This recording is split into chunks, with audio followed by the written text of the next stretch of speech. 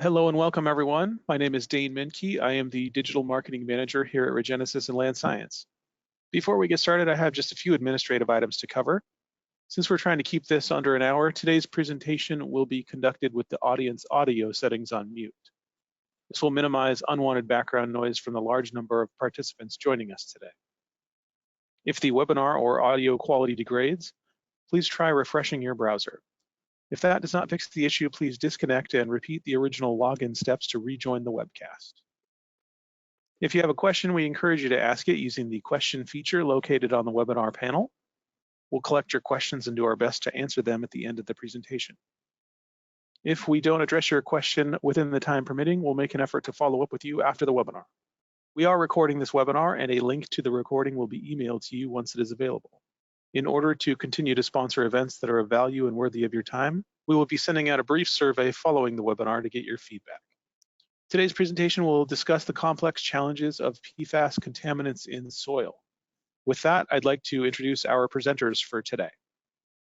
We are pleased to have with us today Dr. Christopher Higgins, University Distinguished Professor of Civil and Environmental Engineering at Colorado School of Mines. Dr. Higgins' research focuses on the movement of contaminants in the environment. In particular, he studies chemical fate and transport in natural and engineered systems with a focus on PFAS. He has authored more than 130 peer-reviewed publications. His research has been supported by National Science Foundation, National Institutes of Health, the US EPA, US Department of Agriculture, and the Department of Defense. Dr. Higgins received a bachelor's degree in chemistry from Harvard University and graduate degrees in civil and environmental engineering from Stanford University. We're also pleased to have with us today Dr. Paul Erickson. Dr. Erickson is the Director of Research and Development with Regenesis, overseeing the commercialization of new environmental solutions to address complex remediation challenges. During his time with Regenesis, Dr. Erickson has led the development of a number of remediation products and technologies, including Petrifix, Flux Tracer, and Aquafix. Dr. Erickson earned a Bachelor of Science degree in chemistry from Florida State University, a master's in chemistry from the University of Minnesota, and a PhD in environmental chemistry from ETH Zurich. He is an author on over 20 peer-reviewed scientific publications, mainly in the area of environmental chemistry. All right, so that concludes our introduction, and now I will hand things over to Dr. Christopher Higgins to get us started. Great. Well, thank you very much for the introduction, and good afternoon to everybody. It's a pleasure to be here and to be talking about my favorite topic, which is PFASs, which I've been studying for a number of years, and particularly looking at them through the lens of soils. And I'll focus, as you'll learn today, on those impacted by firefighting foams. I like to start every talk by acknowledging the people who are actually doing the work, as opposed to myself, my graduate students and postdocs, and the army of undergraduates that have been working on this topic. I'm listing here pretty much all the students and postdocs that have at times worked on the PFAS issue in my laboratory, as well as a number of collaborators. I'll try to highlight the individuals whose work I'm talking specifically about as we go through it. But it has very much been a team effort. And even though I may be on the boat, you know, at the end of the day, I'm not the one who's paddling hard to make sure we miss that big hole in the rapids. So I probably, for this audience, don't need to point out the importance of PFASs as environmental contaminants in terms of national attention. Over the years, there's been a lot of attention, but most recently, the announcement of the proposal for the National Primary Drinking Water Regulations for some specific PFASs of interest, PFOS and PFOA, proposed MCLs at 4 nanograms per liter, and the combination of 4 different other compounds proposed using a hazard index approach, kind of illustrated here. I adapted this from a bar engineering graphic, which I thought did a very good job of this. But the point is that there's a lot of interest in regulating these chemicals, and some states are already regulating these chemicals at very low levels. But I'm going to be talking about why even this list of compounds is really probably not sufficient when you're looking at soils, because there's a lot of these compounds out there. It is certainly a national issue. This was a figure from a paper published a couple of years ago using data from UCMR3, the Unregulated Contaminant Monitoring Regulation, from a number of years ago, looking at all public water systems serving a large number of people and looking to see how many of these compounds were present in different water supplies.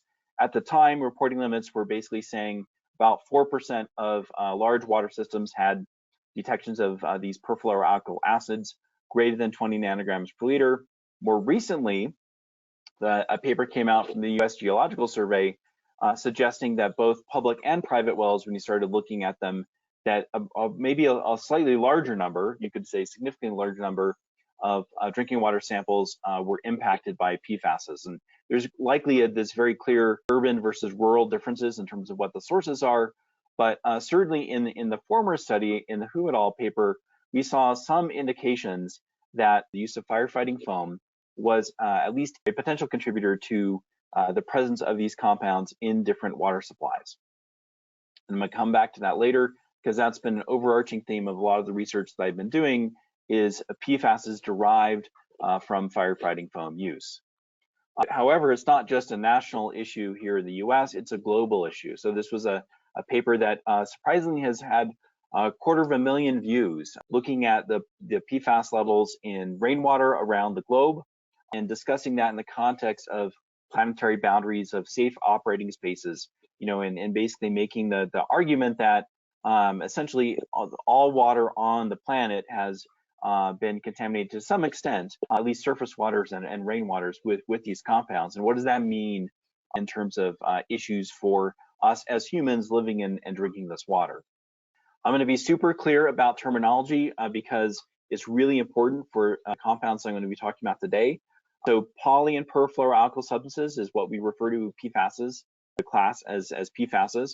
However, within that designation, there are perfluoroalkyl acids, PFAS, which is the subclass, which most of us focus on. It includes PFOS and PFOA, two of the most widely studied compounds and widely known.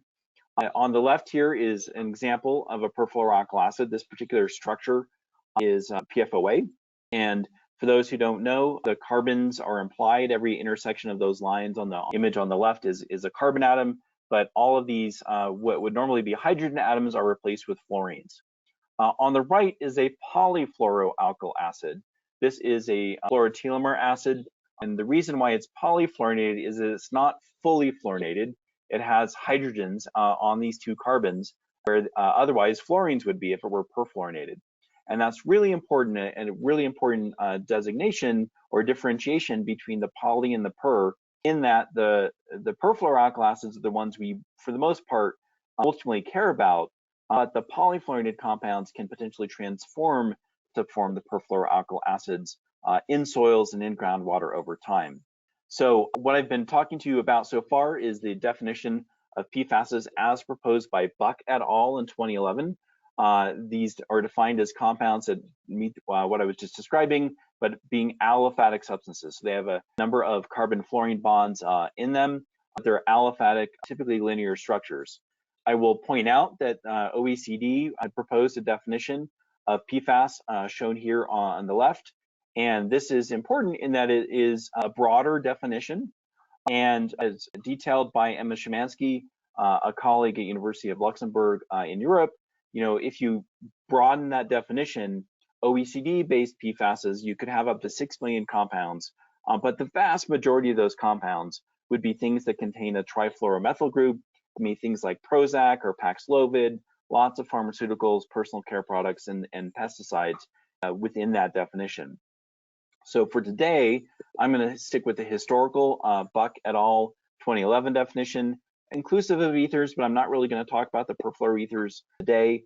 But I think what you define as a PFAS is really important because regulatory implications could be quite significant. So that's just a quick disclaimer on this.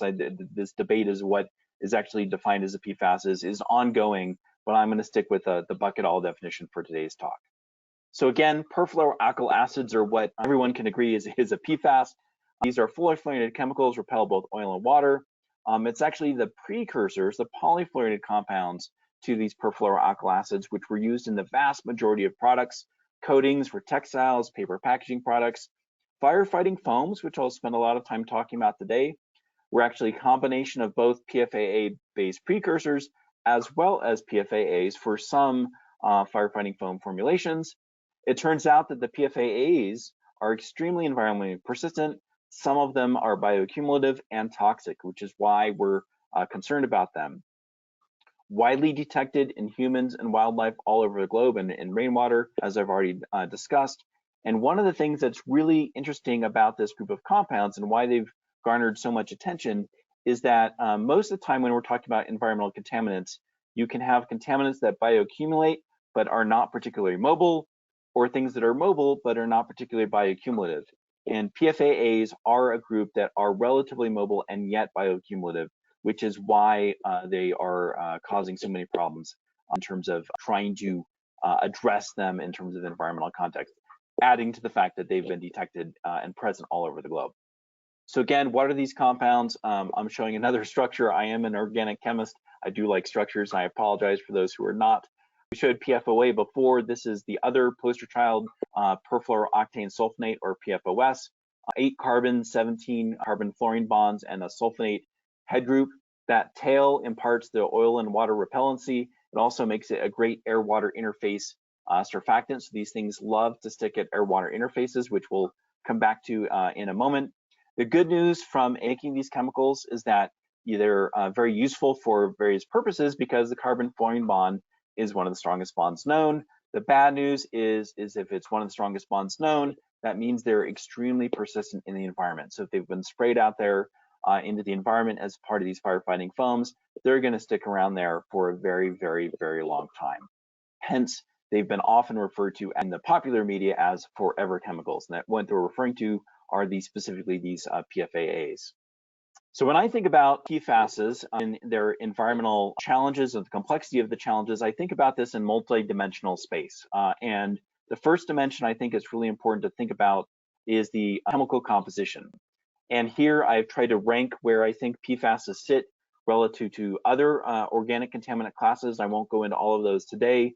The one group that I think probably has more chemical complexity than PFASs is the pharmaceuticals and personal care products, simply because those are mainly grouped by their function as opposed to any particular structural feature. But PFASs do exhibit a very large diversity of structures, as I'll talk about here in a moment. So it's not just about PFOS and PFOA.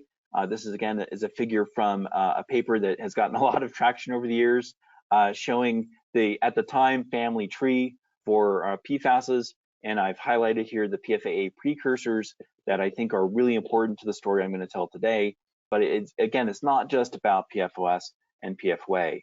And if you're really interested in how this process of identifying what these chemicals are and how we use high resolution mass spectrometry to identify the various precursors and the unknown compounds, there's a great paper that was put out a number of years ago kind of discussing some of the work that we've done, as well as some of the great work done by the US EPA to identify some of these compounds, both in firefighting foam and in other locations, again, mainly using high resolution mass spectrometry. What I am going to spend most of my time talking about today is PFASs that originate from the use of aqueous film forming foam, or AFFF. And I will say that very quickly, but AFFF is something that I've been studying for a number of years and is essentially, I think, a major source of PFASs for groundwater impacted throughout the US and potentially throughout the world. It's important to keep in mind that only 3% of fluorochemical production was estimated to be used for AFFF.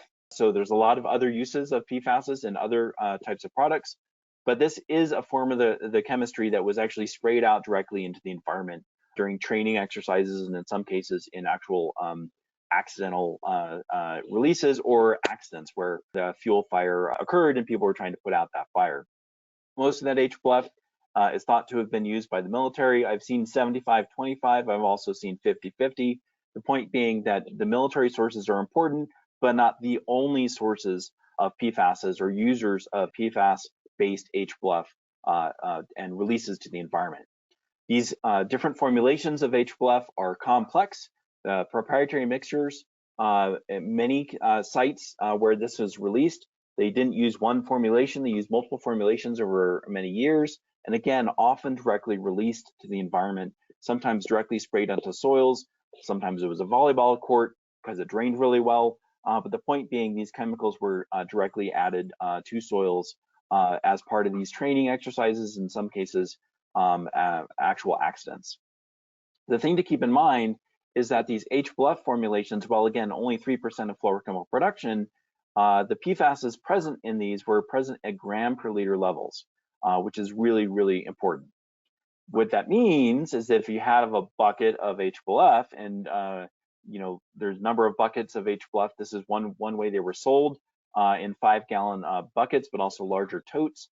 If you had 3M Lightwater based HBLF, that has enough PFAS in it, historical formulation, to contaminate the annual water supply for a town of 470,000 people, down to that 4 nanogram per liter. So that's one 5-gallon bucket has enough PFAS in it for that amount, which is not much. It doesn't take much to contaminate a water supply.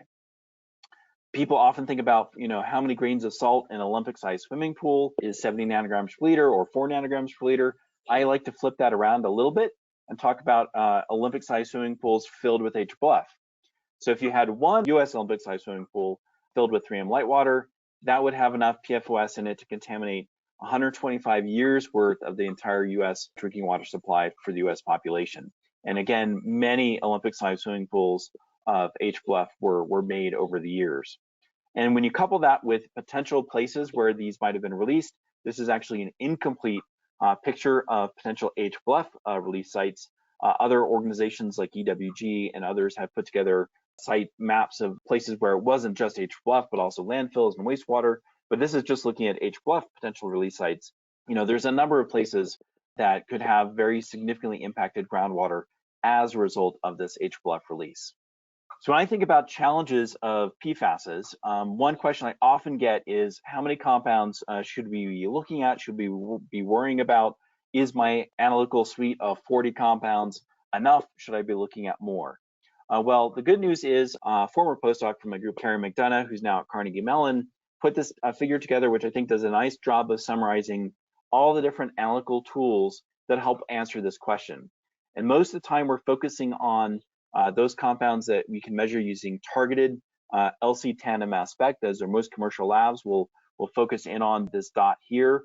We don't know how big that dot is relative to everything else. There's a lot of research trying to understand that. But when we do this work in my lab, we tend to focus on things that are amenable to LC mass spec and things that we can analyze using high resolution mass spec. We also do a little bit of things related to the top assay, something I won't talk about today, but I'm happy to take any questions about that later. But the point is, we're trying to go beyond the targeted list of compounds. And any one list, we're trying to look for as many compounds as possible that are at least amenable to liquid chromatography mass spectrometry. So what does that look like? So this is an example of some of the structures that we observe when we look at either in firefighting foam or at HBLF impacted sites. And they're complex. So they aren't just the perfluoroalkyl tail and a simple head group. These head groups are quite complex. They can be cationic, they can be zwitterionic, so they have both negative and positive charge. But the head groups are typically polyfluorinated. That's where we get the diversity of most structures, is because of that polyfluorinated head group. And I certainly will reward anyone with a beer if you can come up with a good pronunciation of how to pronounce some of these names. These are acronyms meant to imply some information about the structures. But the point is, there's a large variety of compounds that we look for when we're going out to look at these foam impacted sites. And there's even a larger list maintained by NIST now of PFASs that may be of interest. But when we're specifically focusing on those at HBLF impacted sites, any one site may have 100 or so different compounds, but we're looking for over 1,000 different compounds that might be present at these sites. So I mentioned the complex challenges of PFASs and the fact that chemical composition is kind of the first dimension where PFASs are pretty important. There's a lot of different compounds out there with different structures. They come at different chain lengths and different head groups. Where PFASs really start to differentiate themselves as environmental contaminants is when we think about environmental behavior. And so that's where I think PFASs really start to be pretty unique in terms of the complexity of their behavior. And if I can focus specifically on soils, which I want to do today, I'll talk about this conundrum of soils, and particularly HBLF source zone soils.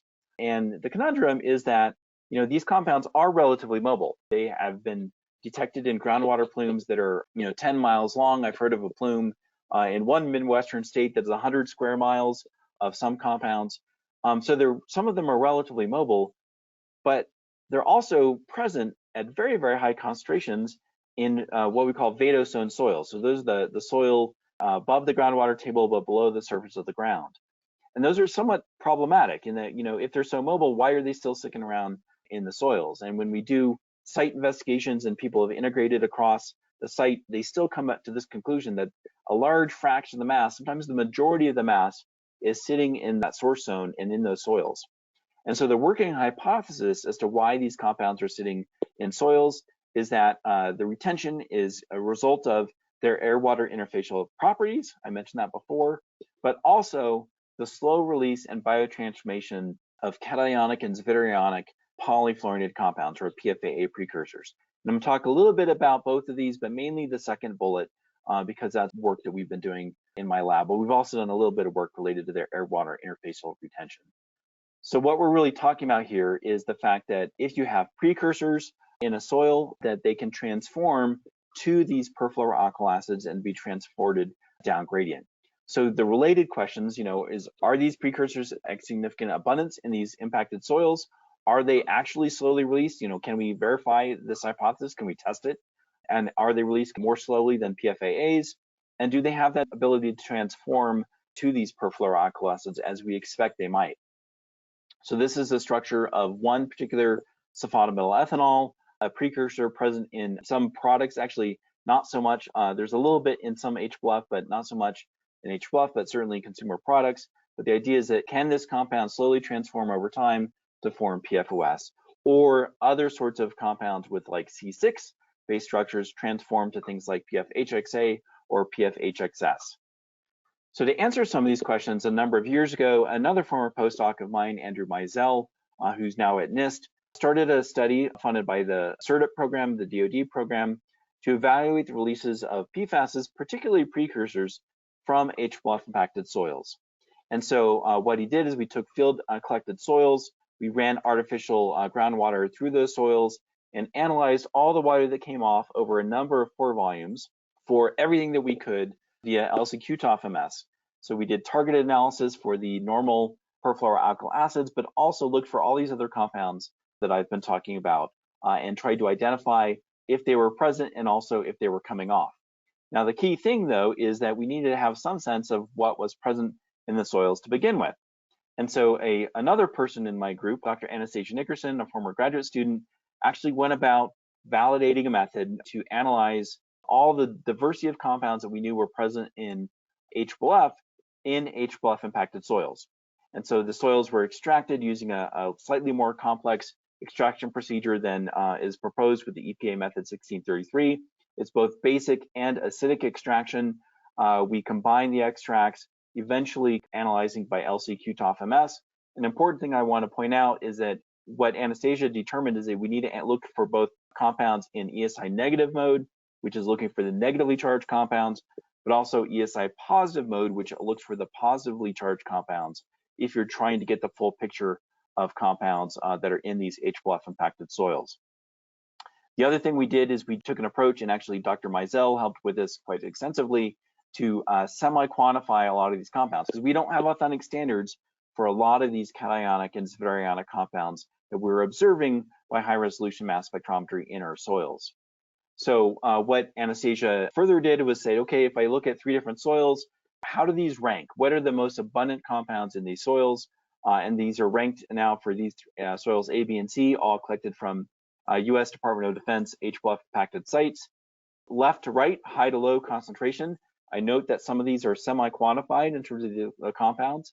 But what you'll note is PFOS was highest in soils A and C, but soil B actually had these 3 other compounds, which are these precursor molecules, at higher abundance than PFOS. And in fact, if you look down the list, all of these compounds in red are precursor molecules that we can only analyze in ESI positive mode, which are things that most people are not looking for in their soils.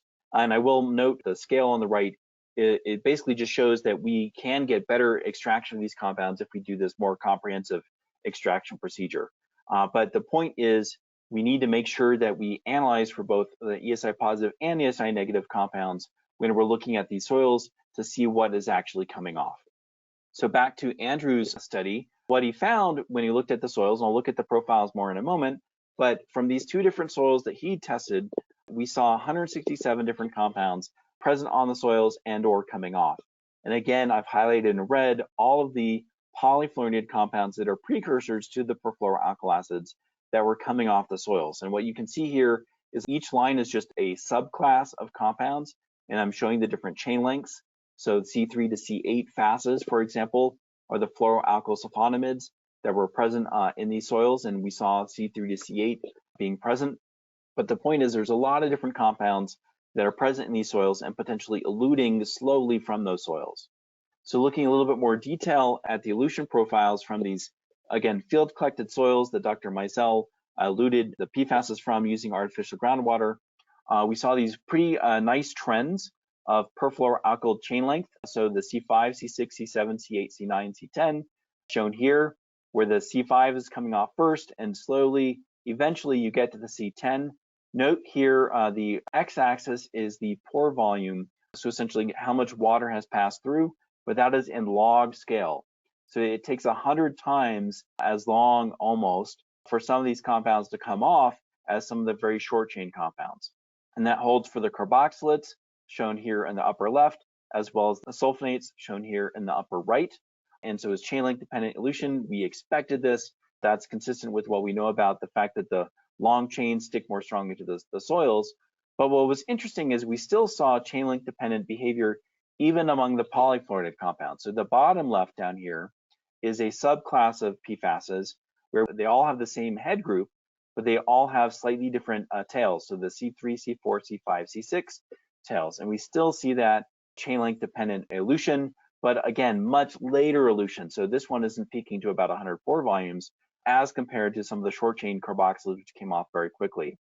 And just to emphasize that even more, this bottom right is showing everything that has the same perfluoroalkyl tail as PFHXS, so perfluorohexane sulfonate, and essentially its precursors. And what you see is that PFHXS comes off relatively early, but a lot of these other precursors to PFHXS, they can transform to form PFHXS, come off much, much, much later. And that's really important in verifying this idea that the polyfluorinated compounds are sticking much more strongly to the soils and are very, very slowly eluting from the soils. The question is, are they all actually coming off? And what Andrew Meisel looked at was a fractional mass eluted for just the top 10 compounds. And the short answer for one of these soils shown in blue is that most of the mass was coming off except for some of these precursors down here. But for this other soil, a lot of the compounds weren't even eluting. So even if we collected all the mass and estimated the concentration for all the compounds coming off in the water, most of the mass was actually sticking on the soil and not eluting. And even when the precursors do elute, if again we just look at the compounds that can form PFHXS, the PFHXS is a small sliver down here of the mass of this PFHXS and its precursors. The vast majority of the mass, essentially of PFHXS precursors, is coming off much later and is in the form of the C6 sulfonamide, but also this other kind of more complex precursor. So one of the questions that Anastasia wanted to answer was, do these precursors slowly transform to these perfluoroalkyl acids and elute from the source zone soils? And so we went back and repeated a very similar experiments to what Andrew did, looking at elution, but then tried to stimulate the biological activity in these columns and see how that affected the elution profiles. And what was interesting is that it actually didn't matter a whole lot if we changed to oxic conditions or tried to keep things anoxic by just having nitrogen sparged through the groundwater that we were feeding through the systems. We did see some effect of the biological activity, but there wasn't a huge differences between being oxic or anoxic. And that's interesting in that most of the transformations we expect for these polyfluorinated compounds transforming to the perfluoroalkyl acids are expected to be occurring under oxic conditions. What we do see is when we look at the levels of what comes off the column versus what was on the column to begin with, we do see that for some compounds, as compared to the unaltered conditions down here on the bottom, we see a lot more coming off the soils, and particularly a lot more of these sulfonamide compounds, the C6 sulfonamide, C5 sulfonamide here. Interestingly, the C6 sulfonamide, we even see greater elution under the unaltered conditions. But all of this does point to the fractional mass is similar in terms of a mass eluted from these oxygen nitrogen sparge columns, but is generally higher in the biologically active columns as compared to unaltered columns. And so this again suggests that the biology is contributing to the elution and potential formation of some of these compounds from the precursors in these H12 impacted soils. I did want to mention that it's not just about precursors and slow elution and biotransformation. Here's a nice summary of a study that John Stoltz, a former PhD student now working at CDM Smith, did, where we looked at unsaturated transport of PFASs. And what we're seeing here on the top is the tracer data for a saturated column, an unsaturated column, and an unsaturated column where we had low flow. So this is where all of the pore spaces, the unsaturated columns, all the pore spaces are not filled with water. There's some air in there. And for the tracer, you see these nice breakthroughs, very normal kind of behavior for the tracers. But when we looked at the PFASs in these columns, in the saturated, we see a little bit of retention. But when you go to unsaturated conditions, we see a lot more retention of these PFASs because of the sticking to that air-water interface. And what's really interesting is the fact that when we ran unsaturated conditions under low flow conditions, so in other words, a lot slower pore water velocity, we saw even greater retardation. And that suggests to us that there's likely some kinetic effects even with air-water interfacial retention of these compounds. Now, obviously, a lot more study needs to happen on that, but it just gets to the complexity of trying to understand the transport of these compounds in the subsurface. So I wanted to point out why these compounds are behaving so differently in terms of their environmental behavior in the subsurface. I do want to keep in mind where this is all going, and that is that ultimately we want to understand human exposure. And human exposure is actually where I think PFASs really take the cake in terms of complexity. And that's because the pathways for human exposure are quite complex. We can be exposed through consumer product use and through the environment. And the environmental sources can both be drinking contaminated water, but also eating contaminated food. And what I wanted to try and focus on is at least a little bit the complexity of the types of compounds that are eventually getting into our drinking water sources. There's lots of other folks studying some of the other things. We've done studies on some of the other sources of exposure, but I want to focus for the moment on drinking water exposure and why all of that complex chemistry matters even for drinking water exposures. So the question I often get, which compounds are in people's drinking water, which compounds bioaccumulate, which compounds might be problematic and cause a hazard. And the working hypotheses are I've kind of listed here. I think that for most H12 impacted water supplies, it's mainly going to be the perfluoroalkyl acids and some of the shorter chain anionic polyfluoridated compounds, which we'll show in a moment. I think that's generally supported. We think the polyfluoridated compounds are much less bioaccumulative than perfluoroalkyl acids. The third one is also not really an exposure question, but does impact treatment goals. And so I'm going to try and hit on a little bit of this before we end, just because I think that when you're talking about soils, I want to make sure you understand why we are concerned about all these polyfluorinated compounds. At the end of the day, we're asking this question, do all of these polyfluorinated substances matter, particularly when we're talking about drinking water exposure? Are we looking at just the tip of the iceberg, or if we analyze for PFOS and PFOA, is that the vast majority of the compounds that we're exposed to? The short answer is it's not. There's a lot of compounds that might be present in H12 impacted drinking water supplies. What I'm highlighting first here is a figure from a paper that Xin Zhao, a visiting scholar who visited my group a number of years ago, published, looking at a very highly impacted, keep in mind, microgram per liter levels of PFOS and PFOA in this particular drinking water supply. And we saw not just PFOS and PFOA though, but a lot of these other compounds, including these sulfonamide compounds. And this was a point in time when we weren't really semi-quantifying anything. We just saw that these compounds were present. Carrie McDonough, again, former postdoc I talked about before, now at Carnegie Mellon, followed this up with a study of the drinking water supply here in Colorado. And we looked at different wells in the Security Fountain Whitefield aquifer, essentially arranged from north to south, going from left to right here, and looking at the sulfonates, with the sum of all the sulfonates we observed, and the carboxylates in those water supplies. And then, actually, I'm sorry, these are from south to north, opposite as the label here, Security being kind of the north and Fountain being the south. But then also looking at these sulfonamides here, and these are again these same compounds I'm talking about here, and were present in these HBOF impacted soils. And when we estimate concentrations for these, because we don't have authentic standards for all of them, we think that their concentrations are quite significant. So again, several hundred nanograms per liter for some of these compounds being present in the water supplies. This is an example of a unsaturated PFOS molecule. It's an analog or something very similar to PFOS, which is also present, but at very, very low concentrations in these HFOF impacted water supplies. So, what does that matter if they're present in the drinking water? Well, it matters in that we might be exposed to them. They might be accumulating in our bodies. And so one of the questions that we have been asking, just taking this kind of the next step is, when we go to look at what's in our bodies, are we looking for the right compounds? Are we measuring the right PFASs when we look at human blood? And I want to point out that most biomonitoring studies focus on human serum. So they take the whole blood, they separate the red blood cells and focus on serum. And serum is much more challenging to collect because you have to have phlebotomists collect the sample and then separate out the clotted red blood cells, but tends to be slightly more sensitive because most perfluoroalkyl acids bind to the serum albumin, and so you get an enrichment in serum as compared to whole blood.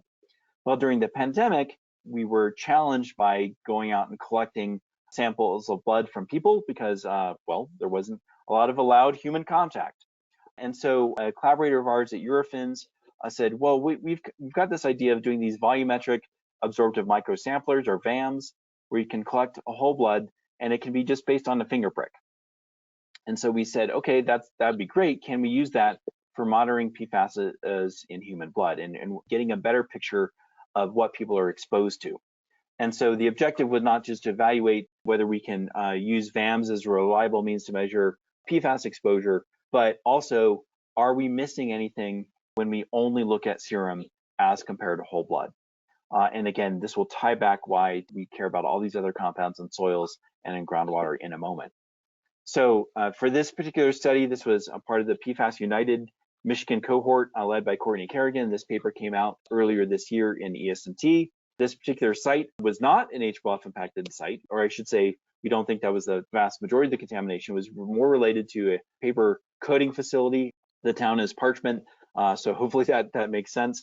We had 130 people enrolled in the study, 100 people provided venous blood, and by the time we got the VAMs ready to go, we had 53 people that could collect both venous blood samples, essentially by phlebotomist, as well as VAMs. So we analyzed and compared serum and VAMs at Eurofins. We're reporting down to 0.1 nanograms per liter, which is pretty low for this type of measurement. And what we observed is a very strong correlation, not surprisingly, between what we saw in serum versus capillary collected VAMs, essentially finger prick VAMs samples. And this is log scale, with the y-axis being log of the serum concentration, the x-axis being the capillary VAMs. Very strong correlation. And if you look at the ratio of what's in serum to what's in whole blood as measured by VAMs, it's essentially a 2-to-1. So some of the compounds are slightly less than 2, but for most compounds, it tend to be about a 2-to-1 ratio, which is consistent with what others had shown in the past. What is interesting, though, and why I wanted to have this kind of sidebar about whole blood measurements and why we look at what people are exposed to, is that if we look at what the detection frequencies in terms of all the different compounds we looked for, and this wasn't, I should say, this wasn't high resolution mass spectrometry, this was targeted LCMS. This is a relatively boring table. Most things are pretty consistent in between what we saw in serum and what we saw in VAMs, except for the fossa. And this is a sulfonamide compound that is the C8 version of the C6 sulfonamide I was talking about before, being very present in soils and eluting from soils more slowly than the sulfonate analogs that have the same chain length. Fossa, I should add, is specifically the C8 version of this class of chemical. When we were looking at the HBOF impacted drinking water in Colorado Springs, we were actually looking at the shorter chain length versions of that, which tend to be much more abundant in the HBOF impacted groundwaters. And what we observed for fossa is that we don't see it in the serum at all. It was all below the reporting limit, which was relatively low, but we saw it in almost half the VAM samples. And this is an example of a compound which may actually prefer, or appears to be preferring to stick in the whole blood. And so if you're not looking for it in whole blood, you might be missing it. And we don't know to what extent this holds up for the other compounds in this class, but I think it really points to the need to maybe look at whole blood as an alternative to serum, because you will get just the same sort of sensitivity in terms of seeing compounds for the most part, but you will perhaps see a broader diversity of compounds that may be particularly important, particularly for these HBLF impacted communities. So if I think about the challenges for PFASs, particularly the soil challenges for the global community, I like to say that, these compounds are ubiquitous in the global environment. So they're present in waters, and I didn't talk about soils, but they're also present in soils all over the globe. We can't treat all of the water and soil, so what do we prioritize? I think that's a good question that a lot of us are gonna have to be asking and trying to answer over the next few years. I will say the chemical complexity, the compositional chemical complexity can be daunting, particularly for non-chemists. But I do think there's this need to go beyond the standard analyte list, particularly for these HBLF impacted soils, because you're going to miss a large fraction of the mass if you don't. The behavior of these compounds in soils is complex. I think there's open questions about how we develop predictive models, given all of the chemicals and the complexity of this. Can we simplify things in a nice way to make more predictive models over the long term about these soils becoming long-term sources of PFASs to groundwater? But I do think that these precursors are likely contributing to PFAA body burden. So the idea here, I haven't described in great detail, but if these precursors are present in our drinking water, we may not be capturing them if we're not looking at whole blood samples. And if they're transformed in our bodies, which is again, one way that these transformations can occur, it may be contributing to the levels of the various PFAS in our bodies. And so the bigger question is, how do we capture the full exposure of humans to PFASs, both from HBLF impacted drinking water, as well as all the other different potential sources? And with that, I will end my presentation and turn it over to Dr. Erickson. Thanks, Chris, for the excellent presentation.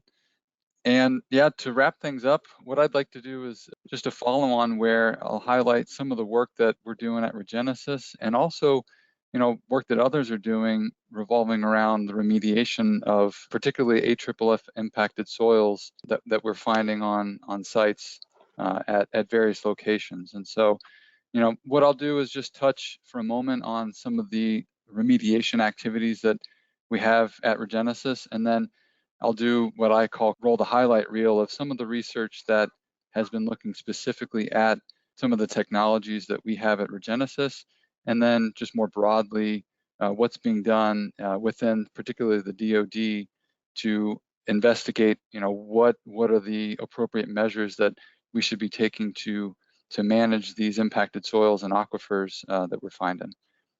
And so one of the main impacts from AFFF and how it's gotten into the environment is application through the use of either training or incident response, where AFFFs were used either at airports, DoD facilities, and et cetera, and the impacts that they lead to. So, we heard about the compounds, both the perfluoroalkyl acids as well as the precursors that are present in soils, and that sets up over time these situations where we've got contamination impacting our aquifers, and ideally we can come up with ways to address both of them. And so at Regenesis, a couple of the different technology classes that we have, I'm showing here, they are adsorptive technologies in the form of a SourceStop.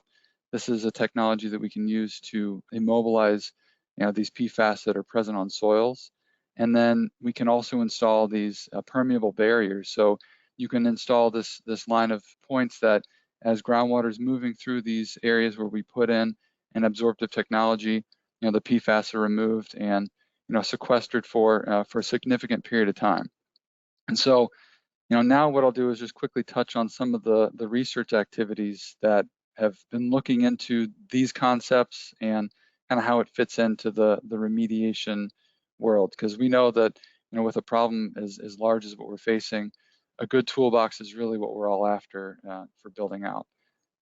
And so before I do that, this is a technology that's been applied now on nearly 50 sites across the US and abroad. And we've got almost 200 sites in the design and review phase. And so this is again one of the methods that we think is really going to play a role in mitigating the impacts that PFAS have had to soils and groundwater in the coming years here as they become more and more widely regulated. So the first paper that I'll touch on is one by Chuck Newell and his colleagues at GSI. Looking at what's on the table, what are the options that we have in the remediation space right now? What Chuck does is he nicely outlines a number of scenarios to manage PFAS in soils and groundwater, and he outlines 3 different scenarios. One of which is this idea that we find something that whether it's an oxidative, reductive, or biological treatment that's going to help degrade PFAS in situ. That would be something that we'd like to see, but the more likely scenarios, at least in the coming years, are some combination of either pump and treat or pump and treat with plume stabilization methods using particulate sorbents or other forms of immobilization to really set up what they refer to as a triage, where given how widespread the issues are, one strong strategy that we can use today is that we can put sorbents in place that can help us to enhance the attenuation or enhance the retention of PFAS as they're in these soils and groundwater. And really, depending on where you are and what else is used, this is a viable technique that really reduces the amount of impacted groundwater that then makes it to receptors, whether that's surface waters or drinking water, which is what Chris talked about a lot today.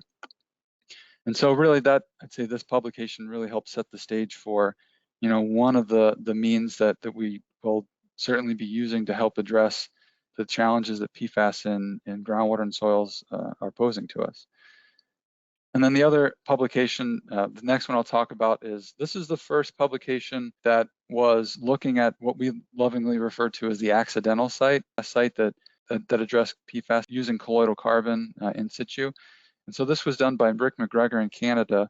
And the paper talks about a site where there was a former fire training area that was being initially remediated for hydrocarbons.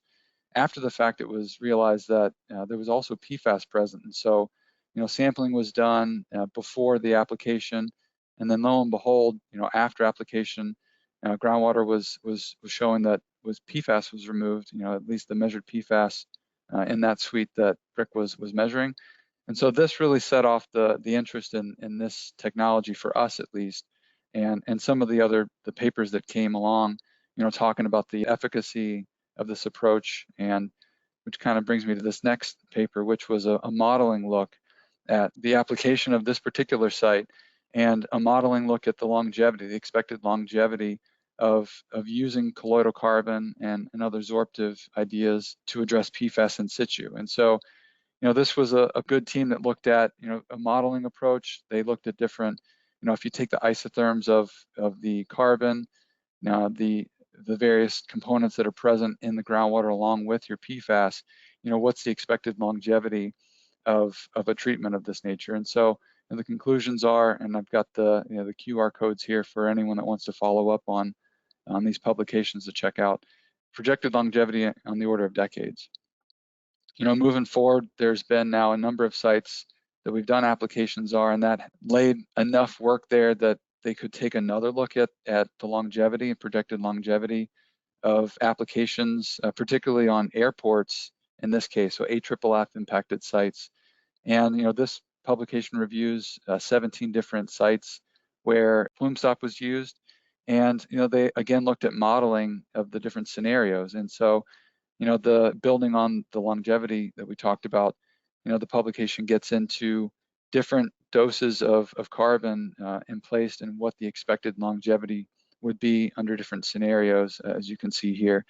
So really there's a building case that this is a viable strategy, and it's also one that's garnered attention from the DoD. And so those of you that are familiar with CERTUP and ESTCP, this is a big funding mechanism for the DoD to look at problems that they need addressing. And this table alone is the timeline of projects that they've had in the works, looking at PFAS and how do they manage the situation that they have on their sites.